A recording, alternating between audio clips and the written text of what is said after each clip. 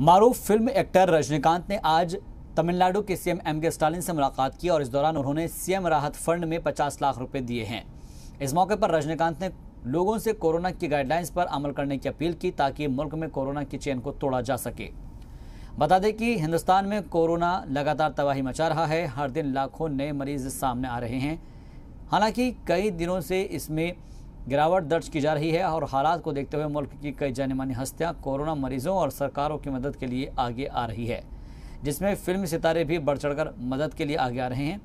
इसी सिमत में आज रजनीकांत ने सीएम स्टालिन से मुलाकात कर हालात पर चर्चा की और इस खबर पर मजीद जानकारी के साथ जी मीडिया रिपोर्टर सिद्धार्थ एमपी हमारे साथ जुड़ रहे हैं। उनका रुख करते हैं। सिद्धार्थ, क्योंकि कोरोना की जो वबा है, जो महामारी है, उसकी वजह से हर कोई परेशान है और इसमें जो फिल्म इंडस्ट्री है ख़ासतौर पर वो आगे आई हुई है। तमाम हमने अदाकारों को देखा है कि वो यहाँ पर अतिया कर रहे हैं या फिर कह सकते हैं कि जो फंड्स है वो दे रहे हैं। ऐसे में आज सीएम राहत फंड में 50 लाख रुपए जो मारूफ फिल्म एक्टर है रजनीकांत उन्होंने दिए हैं। इसके बाद से क्या कुछ सरगर्मियां वहां पर देखने को मिली?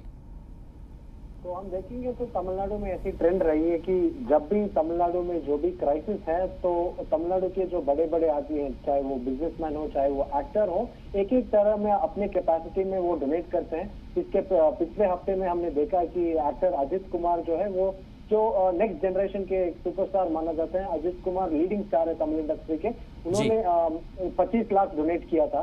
तो इस बार रजनीकांत है, क्योंकि पिछले हफ्ते ही रजनीकांत ने अपने सेकंड डोज कोविशील्ड लिया था, तो रजनीकांत उनको भी काफी पब्लिसिटी दिया गया क्योंकि तमिलनाडु में वैक्सीन हेसिटेंसी ज्यादा है। तो ये सब एक्टर्स की सोशल रिस्पॉन्सिबिलिटी है, अपने बड़े बड़े इमेज को इस्तेमाल करके वो लोगों को अच्छी तरह के एक मैसेज भेजना चाहते हैं और मैसेज ऑफ पॉजिटिविटी स्प्रेड करना चाहते हैं। क्योंकि रजनीकांत एक बहुत बड़े रिस्पेक्टेड एक्टर है और हमें ये भी पता है कि कुछ दिन पहले ही उनको दादा साहेब फाल्के अवार्ड मिला था, सेंट्रल गवर्नमेंट ने दिया था।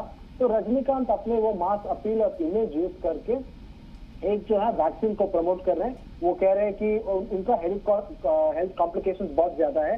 वो एक किडनी ट्रांसप्लांट पेशेंट है और तमिलनाडु में वो सब जानते हैं और उसी कारण रजनीकांत पॉलिटिक्स में भी नहीं आए थे, क्योंकि रजनीकांत एक किडनी ट्रांसप्लांट पेशेंट है और उनकी इम्यूनिटी बहुत वीक है। इसी कारण के लिए और कोविड के सेकेंड वेव के रिस्क के कारण ही रजनी ने पब्लिकली बताया था कि वो पॉलिटिक्स में नहीं आ रहे हैं, क्योंकि राजनीति में अगर आएंगे तो बहुत लोगों से मुलाकात होगी और मिलने की कोशिश करेंगे, तो बिल्कुल कोविड और ज्यादा डिसीजेस का रिस्क है। तो रजनी ने कहा कि हम पॉलिटिक्स में नहीं आएंगे, पर तो एज एन एक्टर उनकी सोशल रिस्पॉन्सिबिलिटी है कि जब उनकी स्टेट और जब भी रजनीकांत बात करते हैं वो बोलते हैं कि तमिलनाडु की जनता उनके भगवान के समान है, क्योंकि तमिलनाडु की जनता ने ही रजनीकांत सुपरस्टार बनाया। तो रजनीकांत अपने जनता के लिए ये कंट्रीब्यूशन कर रहे हैं और तमिलनाडु में ये बहुत ही कॉमन चीज है।